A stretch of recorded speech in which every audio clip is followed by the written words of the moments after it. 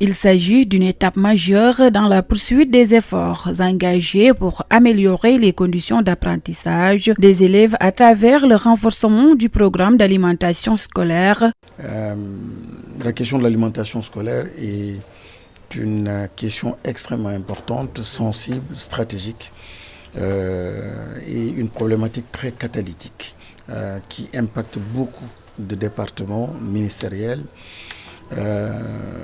C'est ce qui donne du sens d'ailleurs à la convention qui a été récemment signée avec le ministère donc, de l'Agriculture. Mais on reviendra là-dessus pour le lancement aujourd'hui de Soukabe Django 3. C'est un lancement extrêmement important, une phase importante et décisive. C'est un projet qui a connu une belle maturation. Un projet de texte relatif à l'alimentation scolaire va être proposé en Conseil des ministres pour son adoption. Celui-ci sera soumis à l'Assemblée nationale pour examen. L'objectif est d'encadrer et de pérenniser cette politique essentielle en faveur des élèves. Donc voilà, c'est une problématique, un enjeu de taille. L'idée, c'est naturellement d'aller donc dans le sens de territorialiser et de faire bénéficier à toutes les écoles donc ces cantines scolaires, et je préfère d'ailleurs le terme ou le concept alimentation scolaire. Et très bientôt, en Conseil des ministres, il s'agira justement de faire adopter un texte qui porte exclusivement sur l'alimentation scolaire, et c'est pour éventuellement, après donc, le Conseil des ministres, c'est à l'Assemblée nationale faire passer un projet de loi qui portera sur l'alimentation scolaire. Plus de 135 000 enfants en âge scolaire ont bénéficié du programme Soukabe Django 3 financé par l'ambassade des États-Unis au Sénégal depuis 2007. Ce sont plus de 19 000 tonnes de vivres qui ont été mises à disposition dans le cadre de cette coopération. Nous sommes convaincus qu'il s'agit d'un programme particulièrement important qui montre tout le bien qu'il y a dans les relations entre les États-Unis et le Sénégal, à savoir notre engagement commun à garantir une bonne alimentation et de bonnes conditions d'apprentissage aux enfants. Pour rappel, le projet Soukabe Django 3 vise à consolider les acquis de la phase 2 dans les régions de Kolda et de Sédhiou. Il ambitionne de renforcer la qualité et la durabilité de l'alimentation scolaire, d'améliorer l'état nutritionnel des enfants et de développer des partenariats dynamiques avec les autorités nationales et locales. Après le succès éclatant de la première édition, le Forum des territoires revient avec une ambition renouvelée, favoriser le développement des collectivités territoriales grâce à des partenariats solides et bénéfiques pour tous les membres. Au regard du succès qui a été enregistré l'année dernière, le Forum a été élargi à d'autres pays. Il s'agit en particulier de faire se croiser des collectivités qui ont en charge le développement territorial, l'amélioration des conditions de vie de leur population, donc des collectivités de notre pays, le Sénégal, et des collectivités d'autres pays tels que la Belgique et d'autres pays africains, dans l'objectif d'appuyer les financements de ces collectivités-là pour la prise en charge des questions de développement qui leur incombent. Le forum est, selon les initiateurs, une véritable plateforme pour valoriser les ressources et accompagner les projets fragiles des collectivités territoriales. Une plateforme panafricaine où chaque région du Sine Saloum au bassin du Congo pourra valoriser les ressources, ses projets bancals, son génie territorial. Et nous le faisons autour d'un thème vital. L'habitat comme écosystème de vie, d'activité économique et d'investissement territorial. Car un territoire ne se développe pas par des infrastructures isolées, mais par des écosystèmes où logement, emploi, services et identité culturelle dialoguent. Le coup d'envoi est donné pour le lancement officiel du processus menant au Forum des territoires 2026 prévu à Bruxelles. L'événement va réunir collectivités, investisseurs, partenaires au développement et acteurs de la diaspora autour d'un objectif commun, bâtir ensemble les territoires de demain. Le problème le plus crucial auquel sont confrontés nos jeunes qui sont formés dans nos centres de formation, d'une façon générale, c'est justement cette expérience qu'ils cherchent partout et qu'ils ne parviennent pas à trouver. Aujourd'hui, nous avons 2224 bourses de stage que nous allons offrir à ces jeunes-là qui vont appuyer les entreprises qui sont dans les terroirs, mais également qui vont appuyer 276 communes à travers le Sénégal.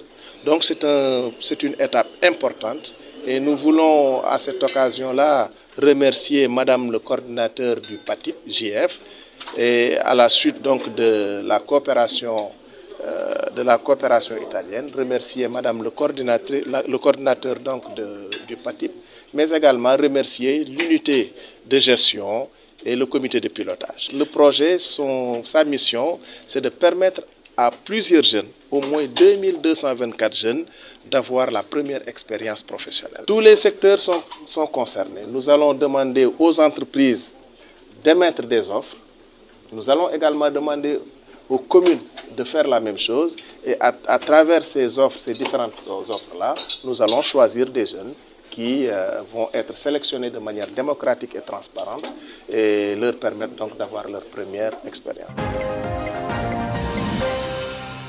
Saint-Louis a le taux de prévalence de diabète le plus important au Sénégal. On s'est dit pourquoi ne pas se rapprocher de l'association des diabétiques pour voir en quoi on peut les aider vraiment à éradiquer ou à en tout cas donner notre contribution pour aider les malades en fait du diabète. On a donné des consommables avec un budget moyen de 2 millions. Avec ce chèque, nous avons la possibilité de soigner plus de 2500 malades du diabète. Aujourd'hui, on a choisi de se consacrer, donc l'ensemble des clubs du Sénégal, de faire un don au niveau de l'association pour impacter au niveau de la santé. Donc pour nous, c'est très important parce que nous sommes tous concernés par le diabète. Et je pense que pour moi, en tout cas, c'est l'occasion, encore une fois, de tendre la main à l'État pour qu'au moins au niveau de la CMU, que le diabète puisse être, disons, considéré comme les maladies, en tout cas, qui bénéficient de l'accompagnement de la CMU. Les populations en ont besoin parce que ça touche des populations vulnérables qui ont besoin d'être accompagnées, qui ont aussi besoin d'être soutenues par l'État. Donc, en tout cas, c'est une demande forte exprimée par l'association des diabétiques de Saint-Louis que je soutiens à 100%. Au niveau de la commune aussi, tout ce qui sera à notre possible, nous essaierons de le faire comme nous l'avons toujours fait pour que, en tout cas, ces braves personnes qui se battent, qui s'organisent pour une bonne cause, puissent quand même aller de l'avant. Pouvoir déterminer le nombre de personnes venues parce que le stade, comme vous le voyez, le stade sera plein, les alentours, les 30 000 et 100 000 pèlerins qui seront attendus. Le plus important dans l'organisation de la Hadara, c'est la sécurité des pèlerins. Raison pour laquelle aujourd'hui vous avez vu, la police est là, tout le monde est là, on est en train de revoir.